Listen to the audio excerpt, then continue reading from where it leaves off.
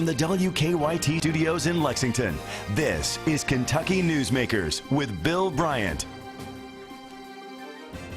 Good morning from WKYT News. We hope you're having a nice weekend. Our guest this morning is the powerful president of the Kentucky Senate, Robert Stivers. He's already laughing. Lawmakers are in session in Frankfort, and we appreciate President Stivers for wedging us into his very tight schedule. His majority Republicans have strong control of the Senate. At the other end of the Capitol, Democrats are in charge of the House. In between is Democratic Governor Steve Beshear, who says he hopes the two parties and the two chambers can work together and get some things done in this session. His priorities include a bill to confront Kentucky's growing problem with heroin addiction and overdoses, also a dating violence bill that the governor says would bring Kentucky in line with other states.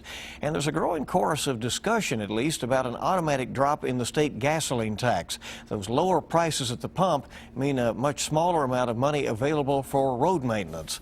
The Legislative Research Commission, which drafts bills and provides support for lawmakers, is under scrutiny. Things have also gotten fiery between the two parties in the Senate very early in this session. President Stivers is from Manchester, where he's also a practicing attorney. Thanks for coming in. We do appreciate you wedging us in. Glad to come in, Bill. Appreciate that very much.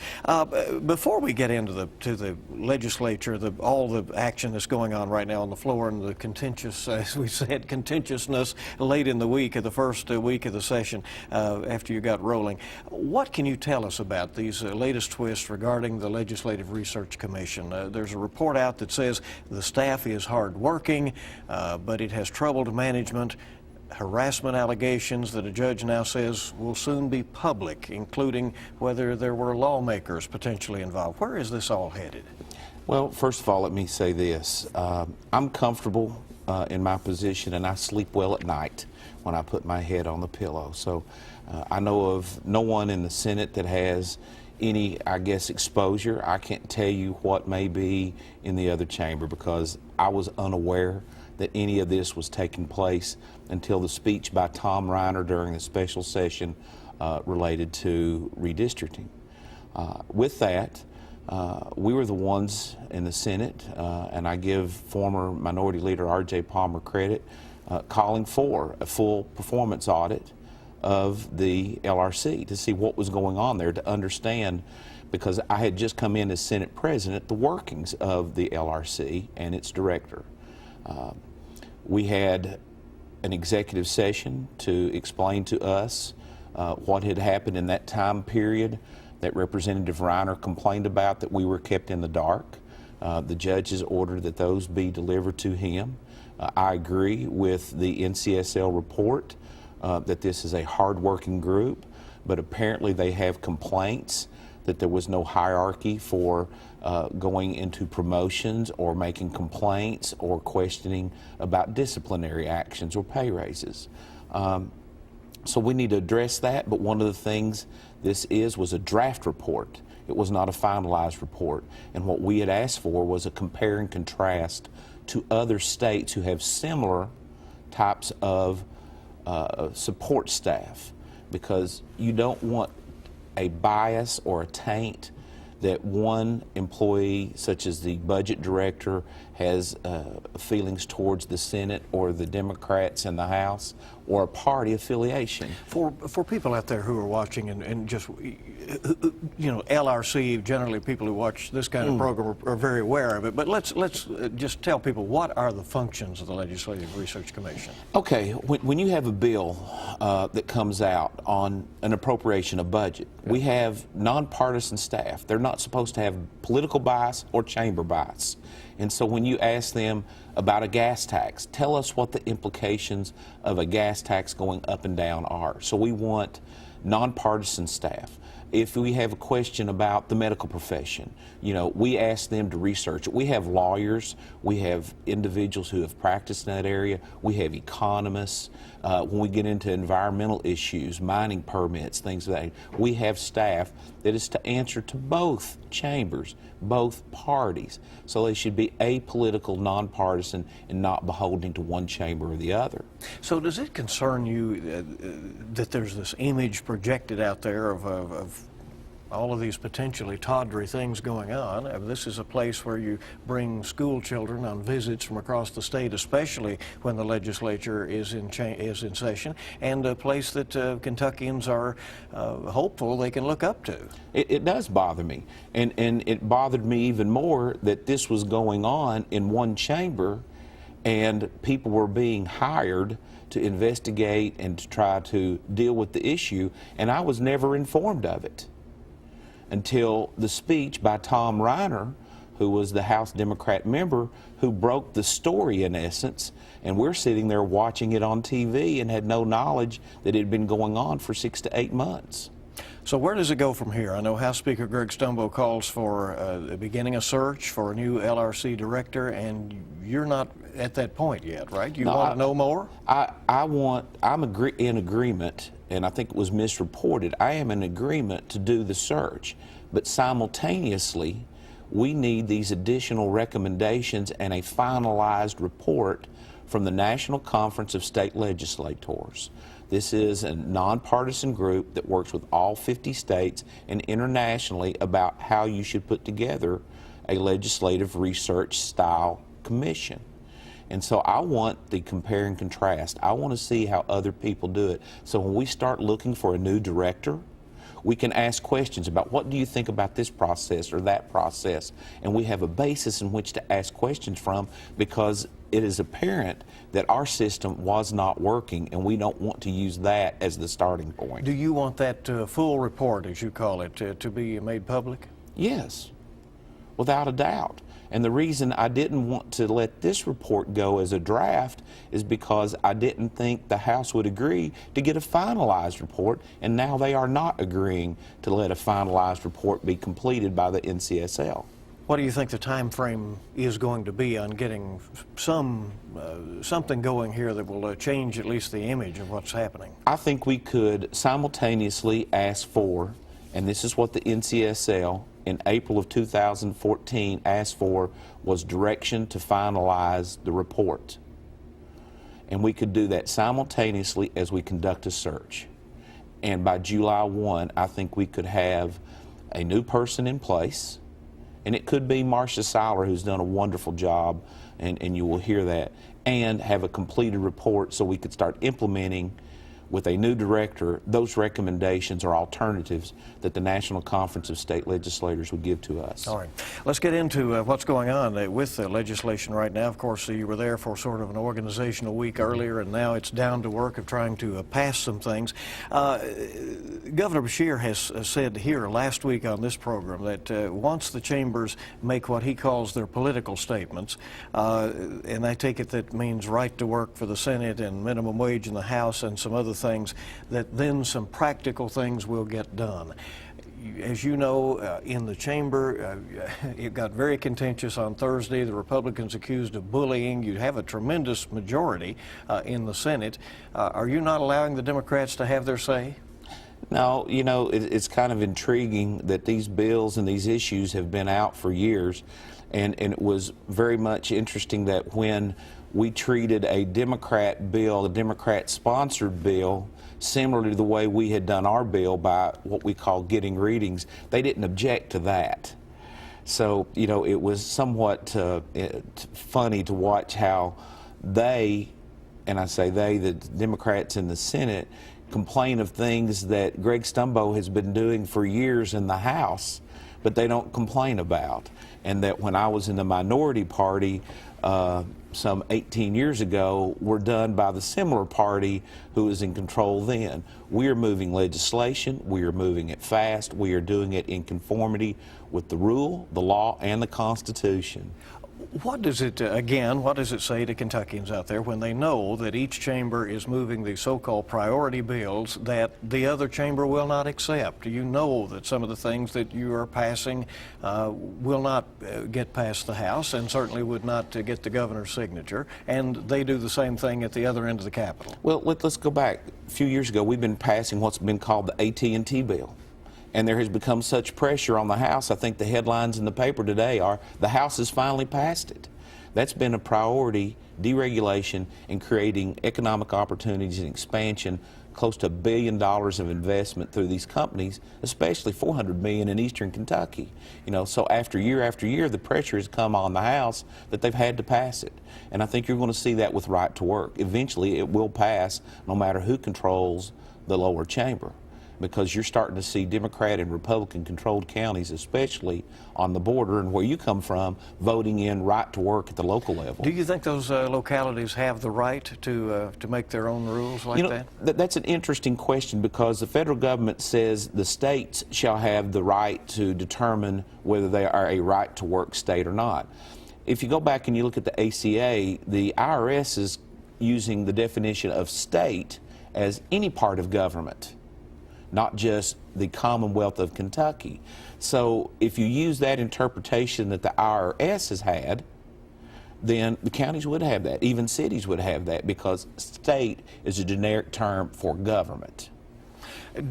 Let's talk about a couple of other things that are passing down in the House. They have passed a statewide smoking bill. It is at least passed out of committee this time, was passed by the full House last year. Looks like that will happen again. How will that be received in the Senate? Well, you know, and this, you go back to this question about, well, they're passing bills that die in the Senate. I can tell you, I'm personally not for it, because I don't think it is my place or government's place to tell a restaurant, a bar, a cigar bar or pool room that you can or can't smoke when this person has invested much money into and time and effort into a business. But there are more and more people, I can tell you, in my chamber that want to see a statewide smoking ban. And if it develops the support, I'm not an omnipotent person. You call me powerful, and I have to kind of laugh at that. I act at the discretion of my chamber. If there's support in the chamber, it'll come to the floor for a vote. And your read on it is that there is not support for it at this point? Not at this time, but there's growing support. That's just the reality. Even among your caucus? Yes. I mean, we've had Dr. Ralph Alvarado, recently elected, a doctor who is supportive of it. Julie Rocky Adams, a Senate Republican out of Louisville. And I think there's a few other Republicans in our caucus that are supportive of the statewide smoking ban. And then there very well could be a minimum wage bill coming your way. That's true. From the House. Do you believe that raising the minimum wage, Kentucky as a state, would hurt the economy in the Commonwealth? Well, I do. And I go to Wendy's occasionally and eat, and I've noticed that they've gone to a kiosk-style system of giving Cokes, and I think that's what they're doing. They're going to automation to cut costs, and I think it's really the wrong direction for us to be talking about raising the minimum wage when we need to start talking about right to work and how we can attract $10, $15, $20 an hour jobs, especially in the East. We've just seen where the president is doing a substantial infusion of money into the East because we've lost high-paying mining jobs. That's what we need to be focusing on. We don't want to create an economy of minimum wage jobs. We want to create an economy of high-wage, high-skilled jobs. How do you feel about that if there's to be $1 billion dropped into the coal-producing counties that have lost so many jobs? Would you favor that action by the federal government? It depends. I know that he has announced it, but to announce this type of appropriation that he wants to do, but I don't think you want to waste it. We have seen severance tax wasted. When I say severance, coal severance tax wasted for years on buying uniforms. I'm not saying little leagues are bad. Trophy cases, you know, flag poles, things of that nature. It needs to be in creating opportunity and infrastructure. And depending on the nuances of how it's spent, you have means a lot different. That enterprise zone down in part of your district, the Promise Zone, it's called. Do you find that to be working? I don't see any results off of it because a lot of people are having a hard time understanding what is to do and accessing any real substance or support from it. All right. Senate President Robert Stivers, our guest on WKYT's Kentucky Newsmakers. We'll talk about some things that does appear to have bipartisan support, some bills that are coming up. We'll do that in a moment on WKYT and Kentucky Newsmakers. Welcome back to WKYT's Kentucky Newsmakers. We're continuing to visit with Senate President Robert Stivers, who has to run a tight schedule. I know you come and you stay and you come and you go, right, during this session. Do most lawmakers come and have to pretty much stay the week while they're from out of town? If they're from a distance, you know, if they're here in Lexington, it's easy to drive back and forth. But it's right at a 2-hour drive, depending on traffic and speed for me. So it's virtually impossible when you start at 8 o'clock in the morning like we're starting. And last night I finished with a dinner around 9:30. So there's no way I could drive home and be back here on a day-to-day basis. Do you believe there will be a bipartisan heroin bill this year? It got very close last year, and a lot of lawmakers really expressed disappointment that it didn't pass last year. The overdoses apparently have about tripled since then. Well, you've asked a couple of questions here. We passed that the very first week we came in on the organizational session. A year ago, Senator Katie Stein, we passed it in the first 10 days because we don't want any excuses that there's not enough time to deal with it like there was last year. But they had over 50 days to work on it in the House last year, and it died on the last night of the session. But that's water under the bridge. We have sent a new heroin bill, same number, Senate Bill 5. The Speaker says he conceptually agrees with what's in the bill, and I say this, and I know the Speaker, I've known him for years. We all know we want to get from point A to point B on this. It's a matter of how we get there, and again, giving the Speaker credit, this is a direct result, in my opinion, of what work the Speaker and I and the Governor did on House Bill 1 in dealing with diverted prescription drugs. So when you move that and take that kind of off the shelf, they go after another source. And I truly believe that in the end, there will be some type of a piece of legislation that will go towards heroin and the fight against it. Let me ask you the same question I asked the Governor when he sat right where you are last week. Is it frustrating to you that in Kentucky, once we seem to get a little handle on or address an issue of substance abuse, that then some folks move on to something else that then pops up? You know, and I'm gonna, again, the Speaker and I have had, and I know people see us and sometimes in a light that we're all the time politically bickering, but the Speaker and I have had numerous conversations, and there are people out there that don't have regard for the law. And they're these profiteers. And they're the ones that are going to move prescription drugs or heroin or any other type of illegal drug and don't care that your family, my family, other families are going to have a lot of pain and suffering from those drugs. Those are the people who need to be in jail, period, for long periods of time. Now we have to find those individuals that could be rehabbed, be viable, productive citizens, and treat them differently. And yes, it does. It frustrates me because I've seen friends, I've seen relatives, people who've come up to me with stories, and it's not anecdotal. And it is frustrating that we have individuals out there that want to live and profit off of people's misery.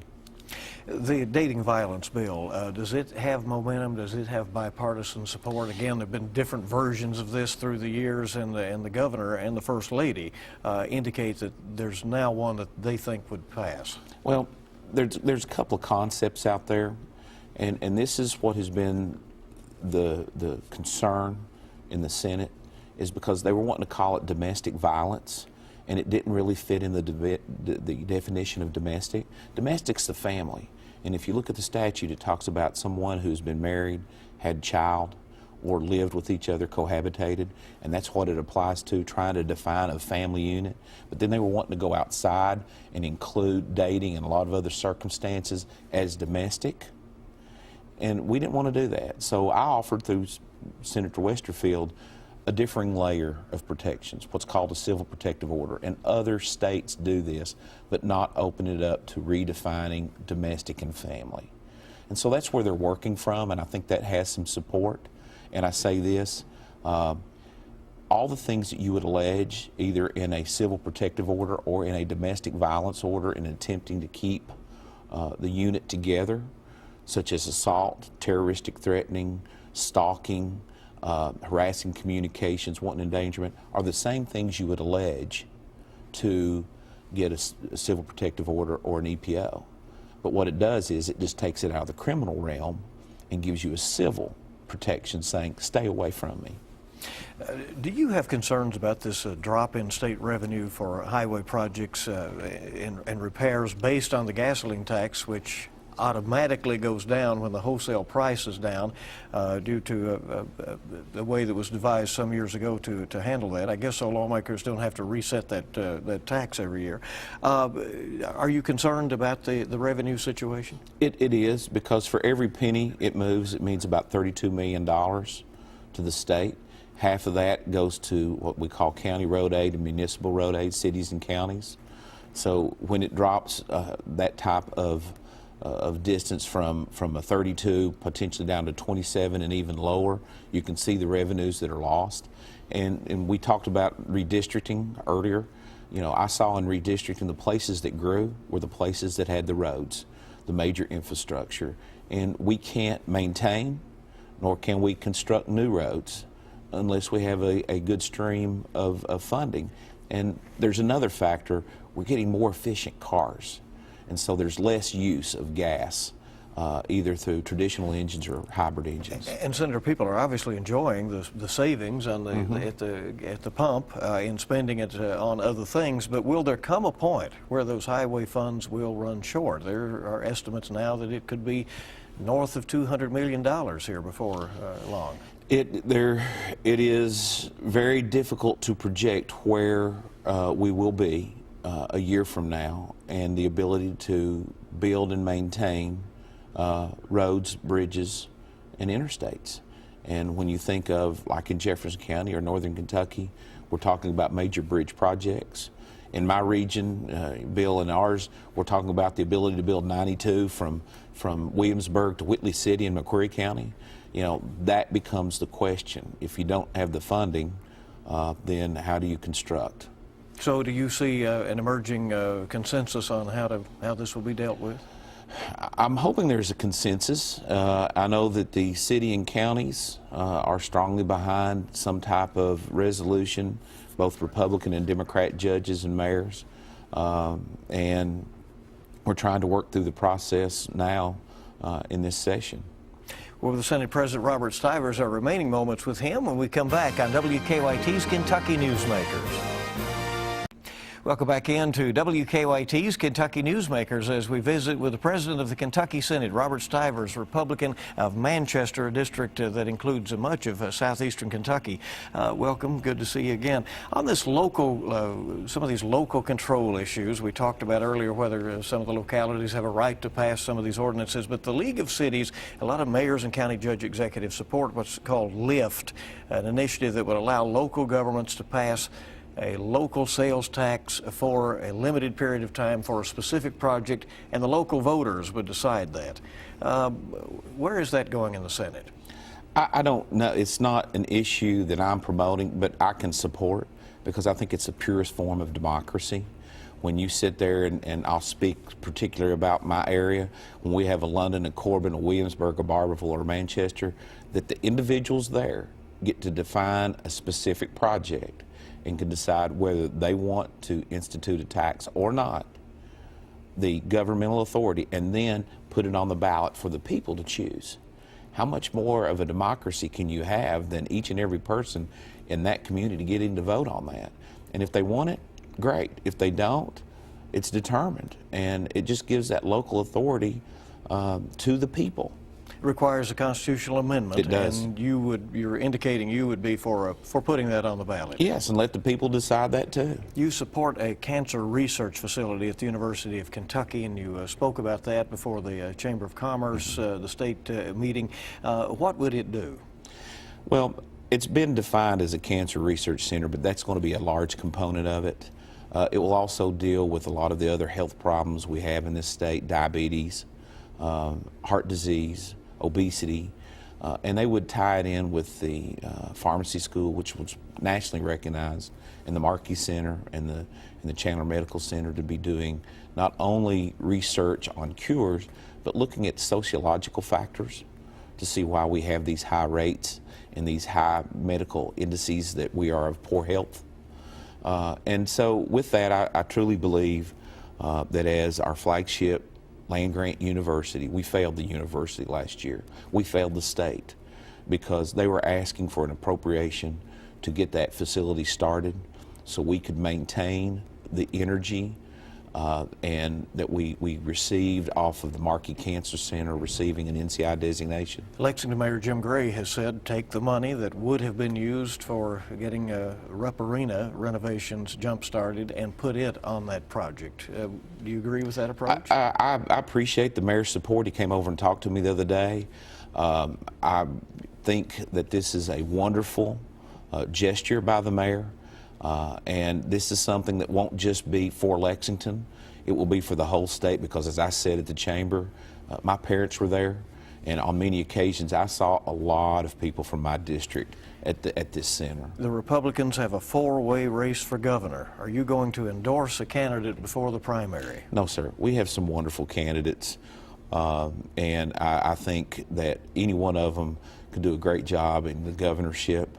I know most all of them personally, and I know the Democrat nominee too, and it's not that there's anything personal about it. I just don't agree with some of the opinions and directions that he may want to go, but no, I'm not going to get involved in the primary. Maybe in the fall. Oh, without a doubt. Thank you for being with us, Senator. We appreciate it very much. I know you're heading over now to open up the session as we were taping this Friday. Thank you for joining us for this edition of WKYT's Kentucky Newsmakers. I'll see you bright and early on WKYT this morning. We start at 4:30 a.m. Have a good week ahead.